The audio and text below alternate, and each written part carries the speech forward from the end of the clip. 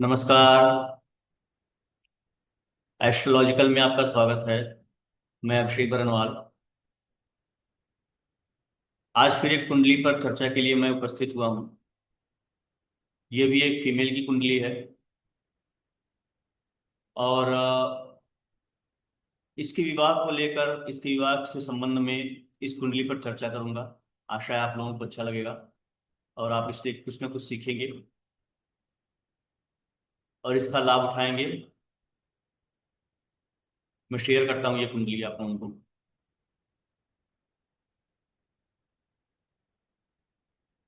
ये कुंडली है।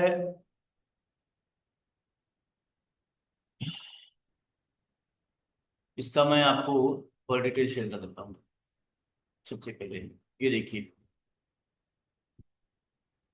ये है 26 दिसंबर 1994। जन्मदिन है, जन्मतिथि 10:45 सुबह और गुजरात अहमदाबाद का जन्म है।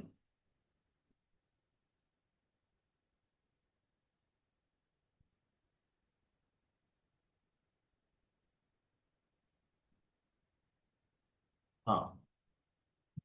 अब सबसे पहले कुछ एक दो चीजों पे चर्चा कर लेना जरूरी है कि हमारे वेदों में, पुराणों में 16 संस्कारों की चर्चा है। इनमें उपनयन संस्कार, यज्ञोपवीत और मुंडन, विवाह, आधान, दाह आदि आदि प्रकार के 16 प्रकार के संस्कारों की चर्चा है। इन संस्कारों से मतलब क्या है कि इसका अर्थ है कि हम जो भी संस्कार करते हैं अपने जीवन में, मानव जीवन में, जन्म से लेकर मृत्यु पर्यंत, ये सभी किसी न किसी शुभ मुहूर्त में ही होने चाहिए। मुहूर्तों की भी चर्चा की गई है इसमें। हम कोई भी शुभ कार्य करने जाते हैं, मान लेते हैं भूमि पूजन कर रहे हैं, गृह प्रवेश कर रहे हैं, या वधु प्रवेश कर रहे हैं, विवाह कर रहे हैं, यहाँ तक कि स्त्री पुरुष से जो संतान की उत्पत्ति होती है उसको आधान लग्न कहा जाता है। वो आधान लग्न यानी कि उसका भी एक संस्कार होता है, आधान संस्कार कहा जाता है। उसका भी शुभ मुहूर्त निकाला जाता है।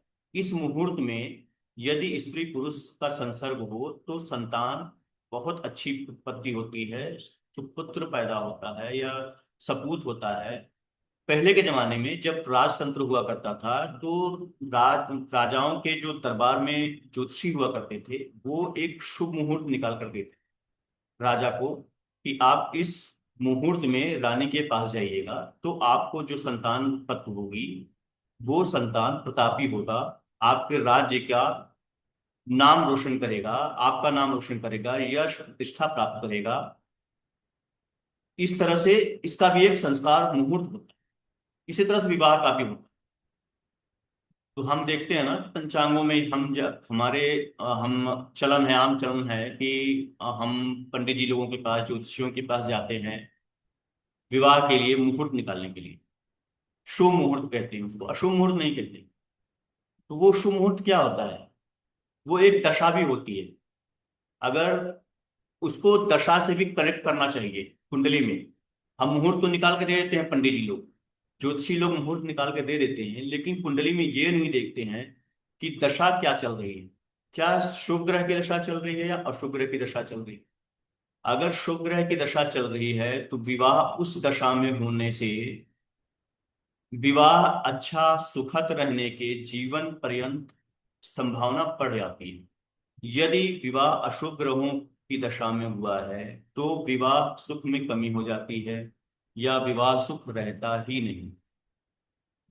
ऐसे ही एक कुंडली में लेकर आया हूं आज। ये जातिका की कुंडली है, मैंने जन्म विवरण आपसे साझा कर दिया है। इस जातिका की कुंडली में सबसे पहले आप देखिए कि सबसे पहले मैं आपको बता दूं 17 जनवरी 2013 को इसका विवाह हुआ है। 17 जनवरी 2013 का मतलब ये हो गया 1994 का जन्म है, दिसंबर का। मतलब ये हो गया कि ये जातिका लगभग 18 वर्ष की उम्र में इसकी शादी होगी। 18 वर्ष समाप्त होते ही 19वें वर्ष की उम्र में इसकी शादी हुई और मात्र 4 साल बाद से जुलाई 2017 में इसका तलाक हो गई। अब इसके तलाक के कारणों को हम ढूंढना चाहेंगे, कोशिश करते हैं। इसका सप्तम भाव ये विवाह का है। विवाह के भाव में मंगल बैठा हुआ है सप्तम भाव में। मंगल इस कुंडली का शत्रु है।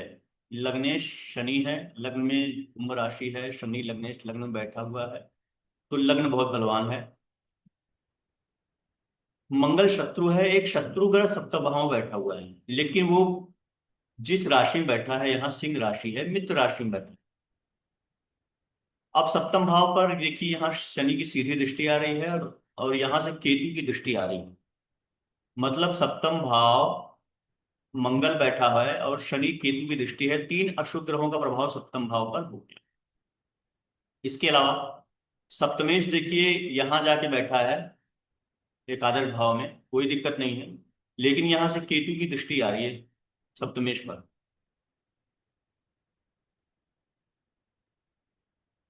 ये हो गया, सप्तम सप्तमेश पीड़ित हो गए। और तीसरा जो सबसे महत्वपूर्ण बिंदु है वो है कारक। कारक, पति का कारक गुरु होता है, पिछली क्लास में मैंने बताया था, पिछली वीडियो में।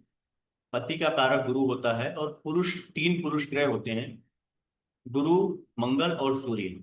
यदि गुरु पीड़ित हो गया तो विवाह सुख में समस्या जरूर रहेगी, पति सुख में समस्या जरूर रहेगी।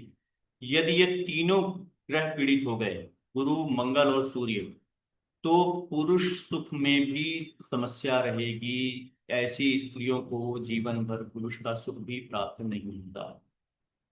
ये हो गई प्रभाव की बात। अब इसमें एक चीज और देख लीजिए, विवाह का जो कारक है विवाह कराने का, वो है शुक्र। भोग का कारक भी शुक्र है। वो भी आप देखिए राहु के साथ बैठा है, राहु केतु के प्रभाव में है। ये भी पीड़ित हो गया राहु केतु से। अब आ जाते हैं कि ये शादी हुई क्यों और तलाक क्यों हुआ। शादी हुई 2007 जनवरी 2013 में। वहां की हम दशा लगा लेते हैं। ये आप आ जाइए 2013 में।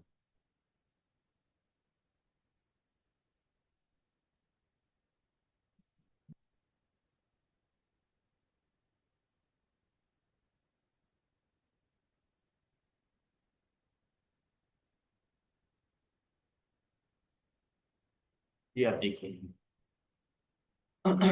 राहु शनि, शनि की दशा शुरू हो रही है 5 अक्टूबर 2012 से 18 मार्च 2013 तक। यानी इसी बीच आ रहा है आपका 17 जनवरी 2013। यानी 17 जनवरी 2013 को जो दशा थी वो थी राहु में शनि की अंतर महादशा, राहु की शनि की अंतर दशा और प्रत्यंतर दशा भी शनि। यानी कि राहु शनि, शनि की दशा थी। राहु और शनि, राहु यहाँ देखिए नवम भाव में बैठा है शुक्र के साथ, नवमेश के साथ, बहुत अच्छा है, इस ओवरऑल कुंडली के लिए अच्छा है। लेकिन अंतरदशानाथ देखिए यहाँ शनि बैठा हुआ है लग्न में, ये इसकी अंतरदशा थी। तो राहु और शनि और सूर्य, ये तीन ग्रह होते हैं, सेपरेटिव इफेक्ट रखते हैं। मतलब पृथककारी ग्रह हैं, अलगावकारी ग्रह हैं। ये जहां बैठते हैं और जहां इनकी दृष्टियां जाती हैं, वहां से वहां के प्रभावों को ये, वहां से उस भाव से संबंधों से ये ग्रह अलग कर देते हैं, जातक या जातिका जिसकी कुंडली हो। अब यहाँ देखिए कि राहु की दृष्टि, राहु दशानाथ ये भी अलगावकारी ग्रह है, और शनि अंतर दशानाथ, अंतर दशानाथ ये भी अलगावकारी ग्रह है। इस ग्रह में, इस ग्रह की दशा में विवाह हो गया। विवाह क्यों हुआ? क्योंकि एक तो शुक्र जो विवाह कारक है वो राहु के साथ है, महादशानाथ के साथ, और अंतर दशानाथ उसकी दृष्टि सप्तम भाव पर है। तो विवाह कराने के लिए ये दोनों ग्रह बाध्य हो गए, विवाह हो गया। लेकिन यहाँ दोनों अशुभ ग्रहों की, अलगावकारी ग्रहों की दशा थी, इसीलिए विवाह के उपरांत तुरंत ही विवाह में समस्या पैदा हो गई और जातक और उसके पति के साथ विच्छेद हो गया, दूरी हो गई। मात्र 4 साल के अंदर ही तलाक भी हो गया। जुलाई 2017 में इनका तलाक हो गया।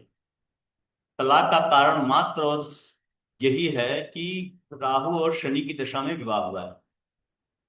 यही विवाह राहु और गुरु की दशा में अगर हो जाता तो ये समस्या शायद ना आती, या राहु ये शनि की अंतर्दशा के बजाय बुध की अंतर्दशा तक इंतजार करके बुध की अंतर्दशा में विवाह होता, तो ये समस्या शायद ना आती। कुल मिला जुला के जो निचोड़ है इसका, मेरे कहने का जो अर्थ है, बस सिर्फ इतना है कि जो भी हम मुहूर्त तो निकालते ही हैं, लेकिन किसी का विवाह भी कर रहे हैं, अगर कोई अच्छी का कोई शुभ काम भी करने जा रहे हैं, तो उसकी कुंडली अगर हम मिलान कर रहे हैं या देख रहे हैं, तो एक जातक को या जातिका को हम ये सजेस्ट करें, उसको ये सुझाव दें कि आप इस दशा में ये काम ना करें। राहु शनि की दशा में तो सुझाव देना चाहिए था कि इस दशा में शादी ना करें, शनि की अंतर्दशा बीत जाने दें, बुध की अंतर्दशा में ही विवाह करें। बहरहाल जो भी हुआ,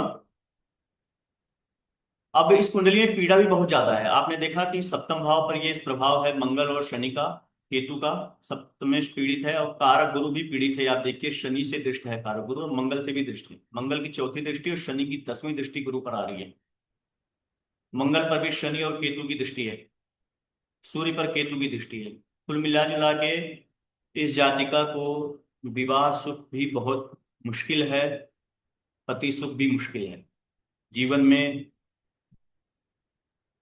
करियर अच्छा रहेगा,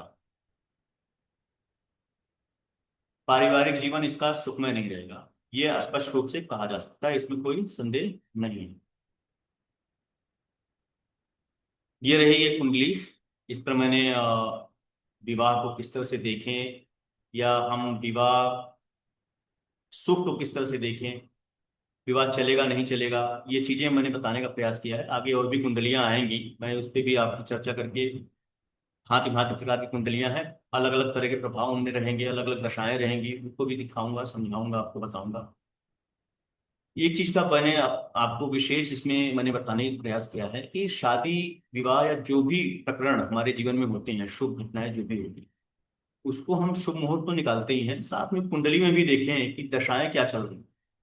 दशाएं अगर अच्छी हैं तो ही हम वह काम करें, शुभ काम करें, उसकी तरफ जाएं। अन्यथा उस समय को त्याग करें, अच्छा शुभ समय आने दें, शुभ ग्रह की दशा आने दें, अच्छे ग्रह की दशा आने दें, तभी वह कार्य संपन्न करने की तरफ हम आगे बढ़ें।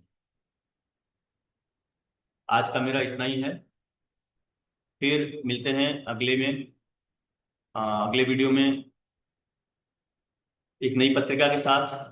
तब तक के लिए नमस्कार।